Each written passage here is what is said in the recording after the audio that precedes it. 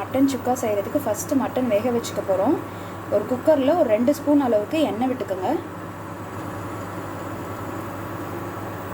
இப்போ எண்ணெய் சூடான உடனே மட்டன் போட்டுடலாம்.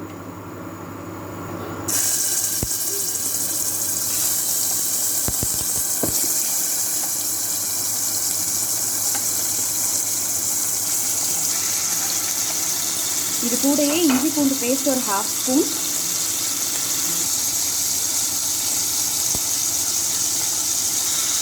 கொஞ்சமாக மஞ்சள்தூள்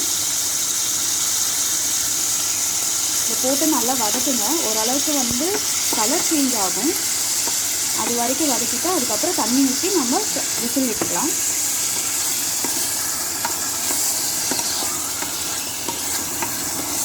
அளவுக்கு கலர் சேஞ்ச் ஆகிடுச்சு. இப்போ தண்ணி ஊற்றிடுங்க. ஒரு 300 ml இல்லைனா 400 ml வரைக்கும் தண்ணி ஊற்றிடுங்க.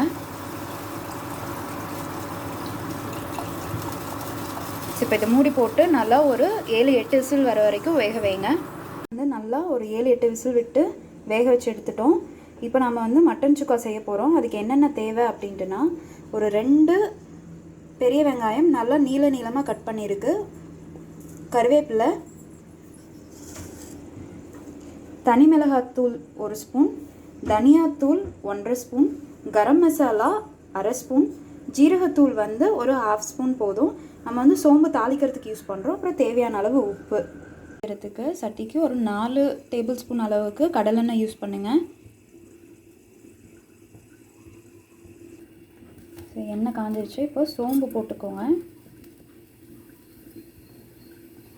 சோம்பு போட்டதுக்கப்புறம் ஒரு 2 செகண்டில் நம்ம நீளமாக கட் பண்ணி வச்சுருக்கிற பெரிய வெங்காயமும் கருவேப்பிலையும் உள்ளே ஆட் பண்ணிக்கலாம்.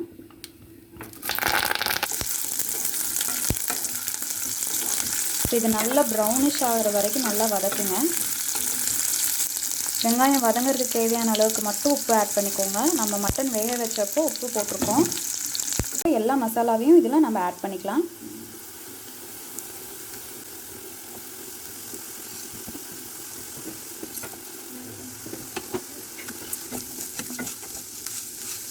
ஒரு 2 செகண்ட் சும்மா வதக்கி விடுங்க. அதுக்கப்புறம் நம்ம மட்டன் வேக வச்ச தண்ணி இருக்கும் இல்லையா, அதை போட்டுக்கலாம். நம்ம மட்டன் வேக வச்ச தண்ணி இதில் ஊற்றிக்கலாம்.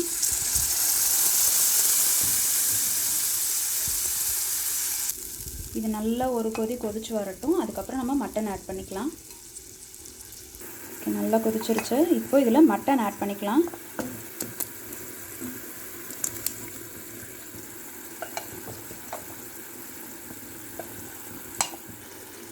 ஸோ இதை நல்லா சுண்ட வதக்கணும்.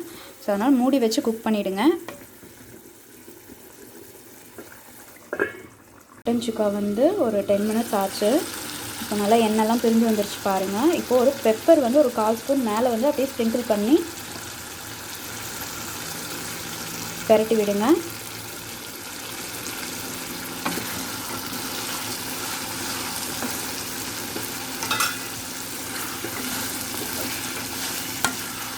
மேலே கொத்தமல்லி தழை தூவி அடுப்பை ஆஃப் பண்ணிடுங்க.